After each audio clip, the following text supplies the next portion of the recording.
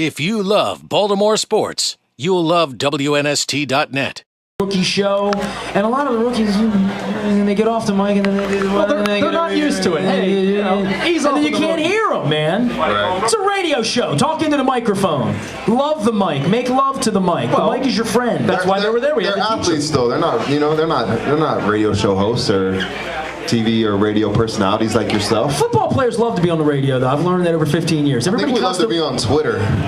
Yeah, I mean, there's something about having a voice and being able to say stuff. And no offense, I mean, I like Sizzle and all. We're going to have dinner tomorrow with him up at Jimmy's in Dundalk. We're going to do it all. But I mean, Sizzle's a little on the edge on Twitter. I mean, he really, Oh my goodness. I mean, he's very street. It's very authentic. He's very hood on his Twitter account. Right. No filter. There's no filter. I mean, his Twitter's like... It's like HBO After Dark. Yeah, oh yeah. I mean, HBO After Dark. Sometimes it's like Spice. It might be like pay-per-view After Dark. Yeah, I would say $19.99 per show. Yeah. But for you with the social media side of things and where football players have gone as a voice, like you said, I mean, you were a complete out of the league guy fighting your way to get back in. Now you're a multiple Pro Bowler and a Super Bowl and all that stuff. So much has changed in these 15 years since you got out of college for voices, for radio, for video, for what players can and can't say. I mean, when Ray Lewis came into the league, he literally had to stand at his locker and wait for us to come in order for anything he ever gets said to be said publicly. Now Twitter, really in the last 3 years, when you were in the Super Bowl, there was no Twitter with the Bears. That's how there was no Twitter soon yet. This thing has come along. And I think, a lot of the teams that are PR conscious because of their sponsors, because of their brand, because of all that stuff, they've got to cringe that these guys are tweeting the stuff they're tweeting. Keep an eye on everybody's account. I one time I said something that was kind of controversial. I got upset one day at somebody, and it was right after I had surgery, so I was on crutches, and I don't know, I had an altercation with like a 90-year-old guy, like almost beat me up. I had one leg, and I said something about it on my Facebook, and they're like, oh, you got to take that down from your Facebook. I'm like, no, absolutely not. I'm not going to take that down, So I think the main thing is that we're enjoying that we have a voice, and sometimes it works against you, and you hear about the negative things, or if someone says something controversial, like when the Pittsburgh Steelers running back had made some comments about 9/11 and whatnot, like all of a sudden sponsors dropped them, and all these things happened to them in a negative way. You hear about the negative things, but 9 times out of 10, it's going to be positive things that come out of our Twitters and our Facebooks and all of our different types of social media. Which I guess brings us to a natural transition in our relationship here in the summer, because during the lockout, you and I were conversing strictly, I think, on Facebook. I don't think we ever spoke. We had an awesome rant going on your Facebook page. Yeah, I mean, so my Facebook page, for those of you who don't know, somebody texted me and said, Brendon Ayanbadejo came out of the closet today. Swear to God, that's what the text said. The text said, you better go check him. He came out of the closet. What's going on with Brendon? And I go to the Facebook page and I'm like, he came out pro-gay marriage. Like, that's not coming out of the closet. That's like being, to me, a thinking human being in 2011. So I put something up there about your courage. I just said, way to go, Brendon. Good courage on speaking your mind about an issue that, I'm on your side of the issue, yet we clearly had some Neanderthals, hop on the Facebook page. When you got 5,000 friends. I love the people that want to friend you and then dog you on the page. I'm like, what part of the word friend do you not understand? You can dog me anywhere in the universe. My mother's on my Facebook page. Leave me alone on my Facebook page. Right. So talk a little bit about that, because I think it happened at a time when lockout was going on. People are looking for NFL news, but more than that, I mean, it's where politics and sports kind of converged a little bit. Yeah, well, it's one of those things where everyone's entitled to their own opinion, but at the end of the day, you want to treat everybody fairly. And even if you disagree or you agree or disagree with something, more than anything, you just want to treat people fairly. It's not something that you have to do yourself per se, but politically, just everyone's got to be treated fairly, no matter what race, color, creed, or whatever you are. So that was my big thing with the whole siding on the side of marriage equality and whatnot, and not everybody thinks that way. Do you think social media has taught people, and this is, I guess, tell everybody what you came up to me and said last week in the hallway. So we're going to do a show. Give everybody the idea. This is Brendon's idea for the show. We're going to rename the show beginning, I think, right now, because he's bigger than me. But what did you want to call the show? And you had an idea for well, us. So I mean, basically, you're not really a politically correct guy. You really? You're known.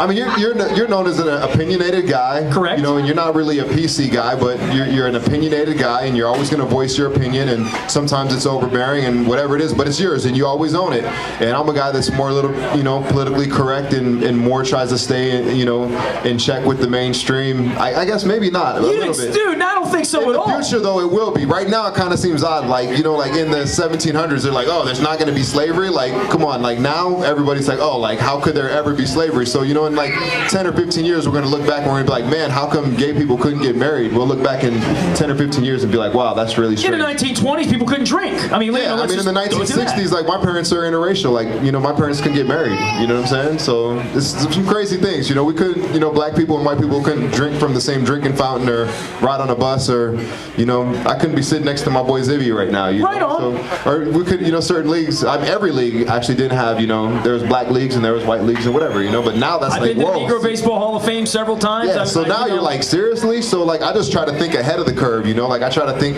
for the future, like evolve socially. You want to piss somebody off? You want to really piss them? Just try to change anything. Just try to change anything. Right. Anything, and you'll make people angry. So I think it's just kind of interesting. But give everybody the idea you had for the show, the naming of the show. Yeah, so I just thought, we should have a show with me and Nestor, and it's, to PC or not to PC. So I'm not PC, and you're too PC? I mean, I guess politically correct, I guess it's a subjective kind of thing, maybe, Like, what's politically correct to one person might not be, politically correct to the next person. Just like you said, oh, we had some Neanderthals on my page. I wouldn't say that about people. I'd say like, oh, maybe some backwards thinking kind of people. I think you show yourself a Neanderthal when you go on a page and you start hurling insults to people. To me, that's a Neanderthal. To say this is what I think and I respect your opinion. I think social media is opening up the conversation for people that if you act like a jerk and you start throwing insults at, and your picture's there and your name's there and your family's there, I think it's a whole different thing than where we were 10 years ago, where it was a bathroom wall. The internet was a bathroom wall. Right. You could write anything about anybody with no accountability. Now, unless you write it on Facebook, if it comes with no name and no icon and no juice behind it, it's just kind of discarded as what it is, which is writing on a bathroom wall, I guess, right? Yeah. Yeah, and I think social media has forced people to think a little bit more about what they're writing and what they're saying. I mean, if you just look at the Middle East and what's happening with social media in the Middle East, is revolutionizing countries. No doubt. Things that, countries that have been these ways for decades. People that are, like in Libya with Gaddafi's been there, 30-something years or whatever he's been there, and he's always done things the same way, and mass graves, and his people don't have a voice, and now all of a sudden there's Twitter and there's Facebook and all these things, and the country revolutionizes, and now he's out and they overthrew him. See, in America, I spoke up against the Orioles, and I've only been excommunicated from that side for speaking for justice. I guess in Egypt, they just kill you.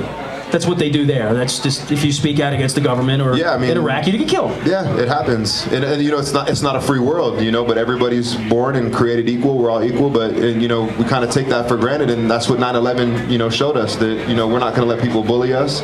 We're not going to let anybody take away our freedoms.